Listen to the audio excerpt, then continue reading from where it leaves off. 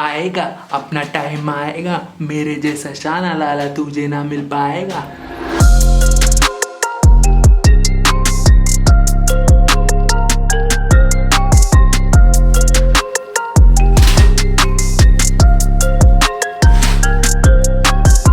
दिन पेट इन सुप्रभात।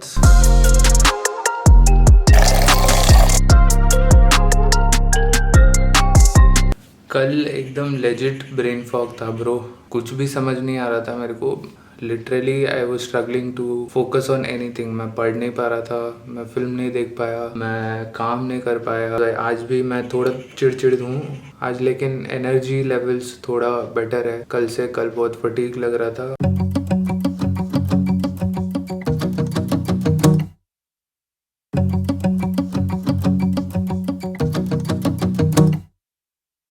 ये एक प्रैक्टिस है जो मैं रोज करता हूँ। 3 long pages, you just write your stream of thoughts. Brain से एक डायरेक्ट चैनल बना के निकालो चीज़ों को। So once you write it down, brain is assured कि अच्छा कहीं ना कहीं तो ये स्टोर्ड है, मैं अभी आगे का काम देख सकता हूँ। बेवकूफ ऑर्गन है।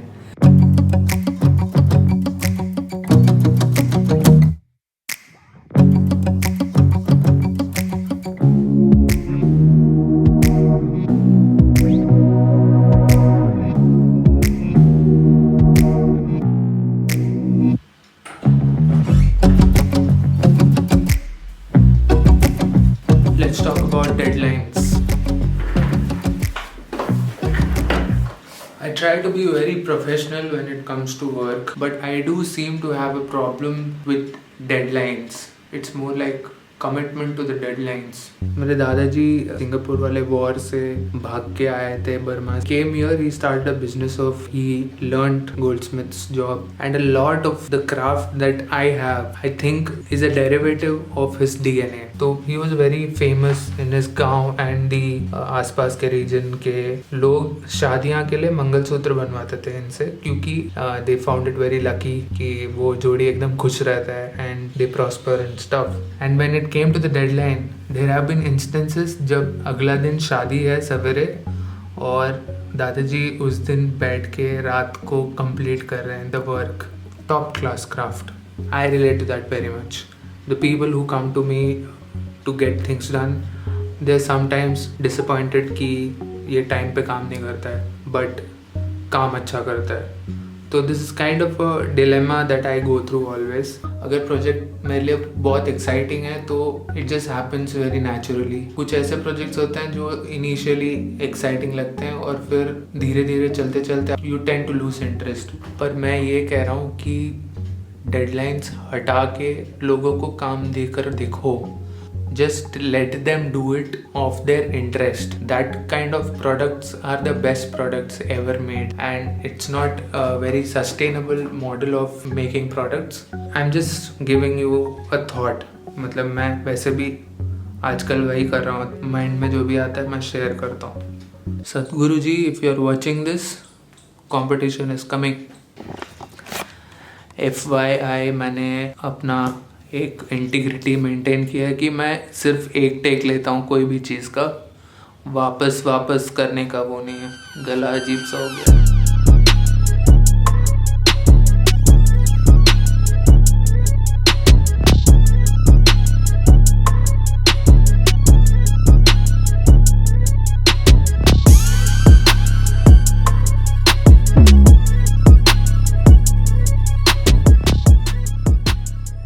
मैंने रिसेंटली एक सोशल एक्सपेरिमेंट का रिसर्च पेपर पढ़ा था जिसमें 11,000 पीपल से ये पूछा गया था कि what are the things that are standing between you and what you want to do. The most expected answers by the researchers was हमारे पास पैसे नहीं है, हमारे पास टाइम नहीं है, पर्सनल कुछ ऑब्लिगेशंस हैं, प्रोक्रास्टिनेट करते हैं, बहुत आलसी हैं, बस कोई मोटिवेशन नहीं है। The surprise was more than 70% of the people answered they have a fear.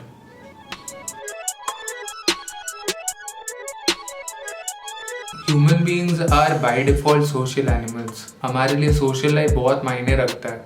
We are always seeking acceptance, friendships, relationships maintain करना है, हमें दोस्ती करना है लोगों से, so the first fear rises कि अगर मैं वो करूंगा जो मैं चाहता हूँ तो क्या लोग एक्सेप्ट करेंगे।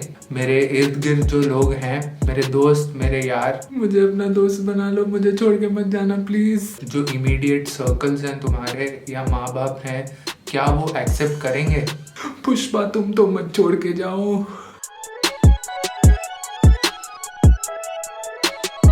अगर मैं ये करूंगा तो मैं सब कुछ खो नहीं जाऊंगा। क्या ये रिस्क लेने से मेरे पास जो भी एसेट्स हैं वो सब चले जाएंगे।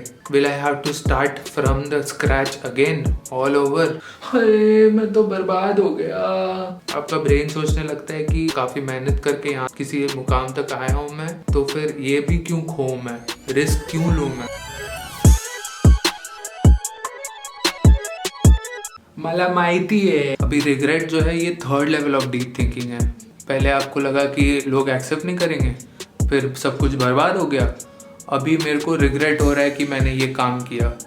आपका ब्रेन ये सिग्नल दे रहा है कि इसलिए तुमको नहीं करना चाहिए ये काम। मेरे को मालूम था ऐसे ही होने वाला है, इसलिए मैं नहीं कर रहा था। मालूम है क्या, रिग्रेट बहुत कंफ्यूजिंग चीज़ है। आप अगर एक चीज़ कर दिया और वो निकल पड़ा तो फिर आप रिग्रेट नहीं करोगे। नहीं चला तो रिग्रेट करोगे, पर एट द सेम टाइम अगर आप करोगे ही नहीं तो फिर ऐसा भी हो सकता है कि 40-50 साल के बाद आप रिग्रेट कर रहे हो कि अरे उस टाइम पे कर लेना चाहिए था। ब्रेन प्रोग्राम्ड है ऐसा। This is like the last resort for the brain to convince you that it is not possible. तुम्हारे नाजुक कंधे कैसे संभालेंगे इतना बड़ा risk. It is too much responsibility bro. हम भी कन्विंस हो जाते हैं क्योंकि हमें लगता है कि अरे ये करना पड़ेगा, वो करना पड़ेगा। भाई हमसे इतना काम नहीं होगा। कोई भी एंडेवर आपको अगर परस्यू करना है तो you have to put in a lot of मेहनत। इस घनचक्कर के बीच में हम कन्विंस हो जाते हैं कि अच्छा ठीक है भाई, ये बहुत रिस्पॉन्सिबिलिटी है, ये हम नहीं करने वाले, हमसे ना हो भाई काम। हाउ टू ओवरकम दिस, ये तो मुझे भी नहीं पता। मुझे डर लग रहा है, डर लग रहा है, डर डर डर डर डर डर। मेरे साथ ये रोज होता है और सबके साथ होता है।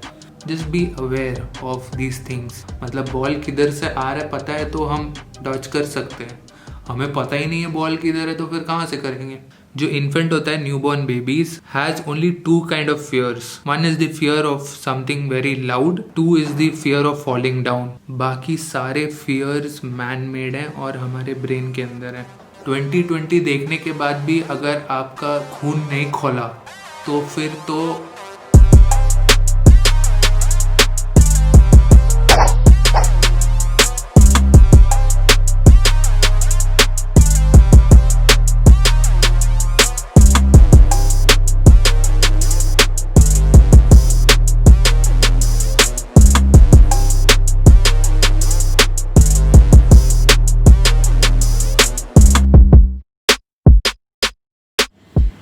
we'll see you tomorrow.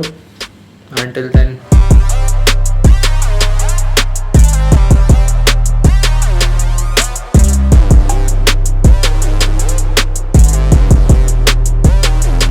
hello, B2C. I am from Warsaw, Bombay, and these are my profiles. Oh, I want to be greatest actor ever.